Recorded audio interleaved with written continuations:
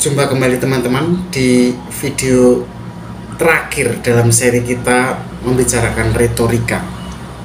Nah, di video kali ini kita akan masuk ke masterclass-nya retorika, di mana kita akan membahas strategi-strategi tingkat lanjut yang akan membawa kemampuan berbicara kita ke level berikutnya.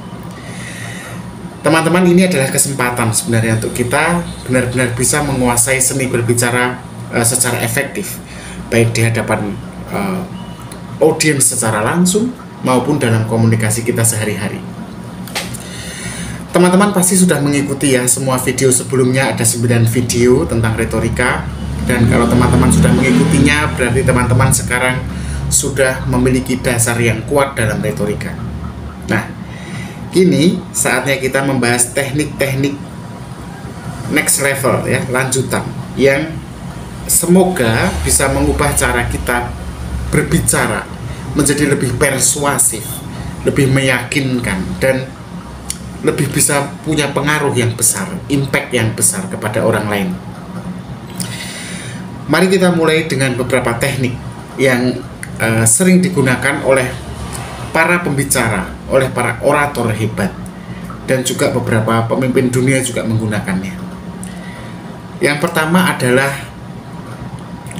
teknik memanfaatkan konteks dan waktu. Maksudnya gimana? Jadi begini,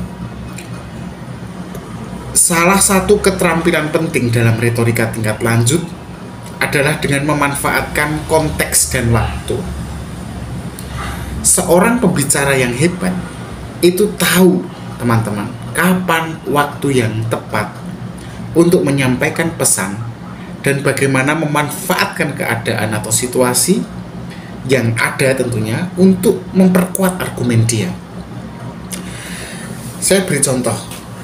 Misalnya dalam sebuah pidato politik, seorang pembicara bisa memanfaatkan isu-isu terkini atau mungkin peristiwa-peristiwa besar yang sedang terjadi, sehingga itu akan membuat argumennya menjadi lebih relevan dan cita rasanya itu meyakinkan. Hal yang sama juga berlaku dalam situasi yang lebih personal ya, atau lebih pribadi maupun yang profesional. Menyampaikan pesan yang relevan dengan konteks yang ada akan membuat pendengar teman-teman, penonton atau audiens teman-teman akan merasa lebih connected, terhubung dengan teman-teman, dan sehingga lebih terbuka untuk menerima pesan atau gagasan yang teman-teman sampaikan. Satu, tentang konteks dan waktu. Yang kedua adalah menggunakan teknik framing dalam argumentasi. Maksudnya gimana? Jadi salah satu teknik lanjutan yang juga kuat adalah framing. Apa itu? Framing itu bisa begini, tentang bagaimana teman-teman membingkai masalah atau argumen. Framing sendiri ini sebenarnya adalah satu seni, teman-teman. Seni dalam memilih kata-kata atau seni dalam menentukan perspektif tertentu untuk menyajikan informasi dengan cara yang bisa mempengaruhi cara pandang audiens teman-teman. Contohnya, misalnya jika teman-teman ingin bicara tentang penghematan energi misalnya. Nah, teman-teman bisa memilih untuk membingkainya dengan penghematan biaya atau membingkainya dengan kontribusi manusia pada keberlanjutan lingkungan. Penghematan biaya dan kontribusi kepada keberlanjutan sustainability lingkungan ini tadi sebagai sebuah framing itu memberikan kesan yang berbeda. Memberikan kesan yang berbeda meskipun topiknya sama, penghematan energi. Framing yang baik itu nanti bisa mengarahkan pendengar atau audiens untuk melihat masalah dari sudut pandang yang lebih cocok dengan mereka, yang seolah-olah memberi keuntungan pada mereka. Itu cara yang kedua. Cara yang ketiga adalah gunakan metafor.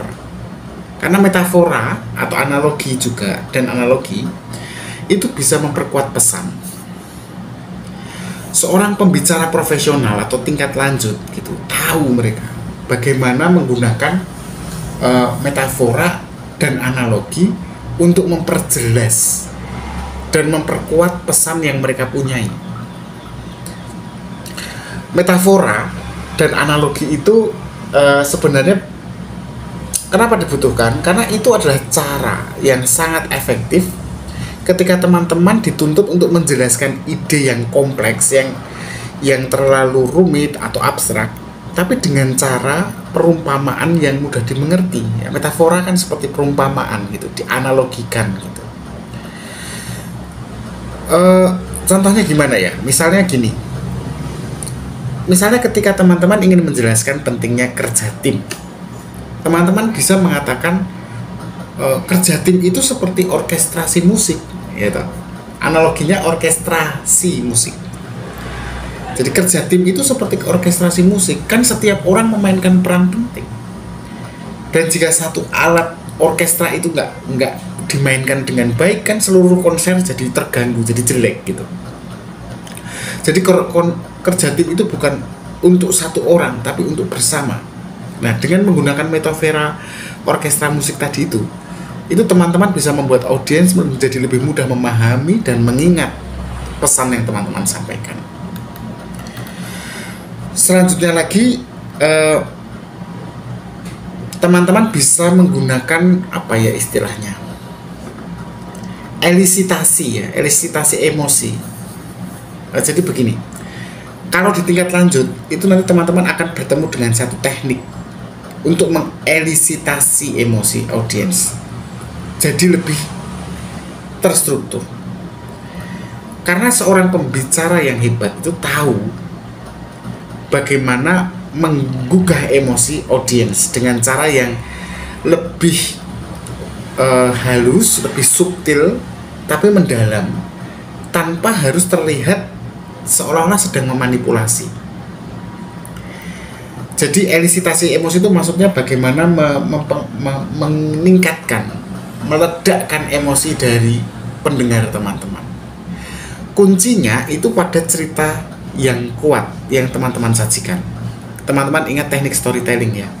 Nah, itu bisa membuat audiens merasakan apa yang teman-teman rasakan. Jadi semacam empati itu ditingkatkan gitu. Nah, jika teman-teman bisa membuat audiens merasa terhubung secara emosional dengan cerita yang dibagikan, maka sebenarnya pesan teman-teman itu akan menjadi lebih mudah diterima, dan gak hanya itu, juga diingat. Sebagai contoh begini ya, misalnya ketika teman-teman ingin berbicara tentang kemanusiaan, ya, humanitarianisme, daripada bicara tentang statistik, tentang apa yang terjadi dengan kemanusiaan di Kongo atau di Palestina gitu, coba ceritakan dulu kisah individu yang ada dalam perang itu, atau kisah individu teman-teman ketika menghadapi satu tantangan besar.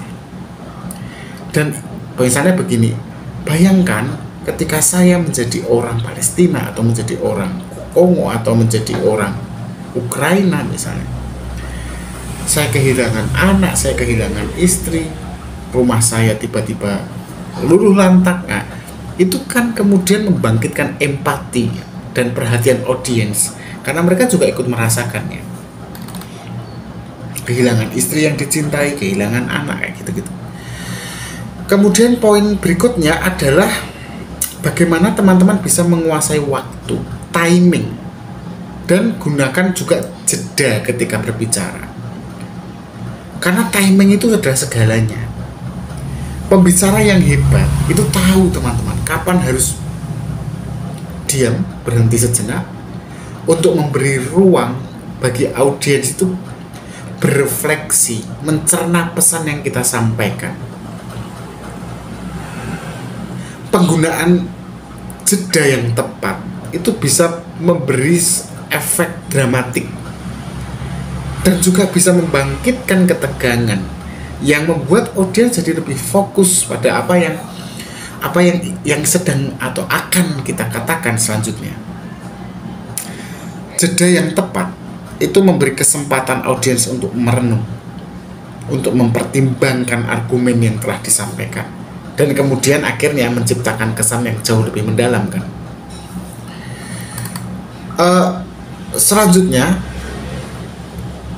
akhirnya ya itu teknik yang paling penting dalam retorika adalah mengenai otentisitas dan integritas.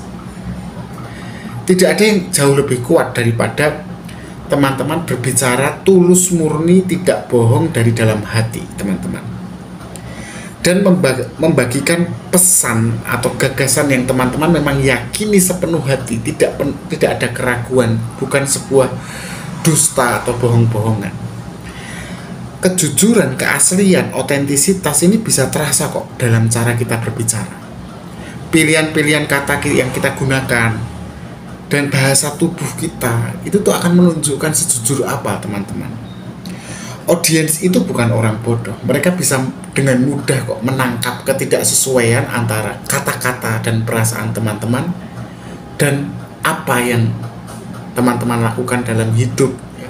Karena kalau itu sampai ketahuan discontinue atau tidak sama, maka malah kredibilitas teman-teman sebagai pembicara diragukan.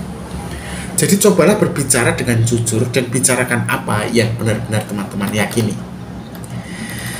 Nah, teman-teman, sekarang teman-teman semua, saya juga dalam pembelajaran ini sudah punya kan teknik dan alat yang cukup mendalam dan canggih untuk bisa bicara secara lebih persuasif dan meyakinkan. Dari video pertama sampai hari ini 10 ya, kalau kita kuasai semua aspeknya, kita bisa menjadi seorang pembicara yang berpengaruh di berbagai situasi. Baik itu ketika presentasi, ketika berdebat, diskusi, atau hanya ngobrol aja sehari-hari di warung kopi, atau di ruang tamu, atau di ruang keluarga. Teman-teman, ayo selalu ingat, retorika ini adalah seni yang terus berkembang. Sehingga teman-teman tetap harus terus belajar sendiri. Semakin banyak kita ini berlatih gitu ya. Semakin banyak kita kemudian mempraktekkan dalam kenyataan, sehingga pengalaman kita akan terus bertambah, semakin tajam cara kita bicara, dan mau nggak mau memang harus terapkan segala teknik itu tadi. Oke, terima kasih teman-teman sudah mengikuti seri ini. Kita ketemu lagi di video selanjutnya, yang nanti kita akan membahas satu seri lagi selama sebulan penuh tentang kajian budaya, tentang cultural studies. Nah, tapi itu nanti. Semoga apa ya kita bicara yang sekarang ya, yang sekarang dan yang kemarin, 10 video retorika ini bisa membantu teman-teman untuk menjadi seorang pembicara yang efektif, yang percaya diri, dan tentu saja senjatanya ada di logika. Tetap berpikir kritis. Terima kasih.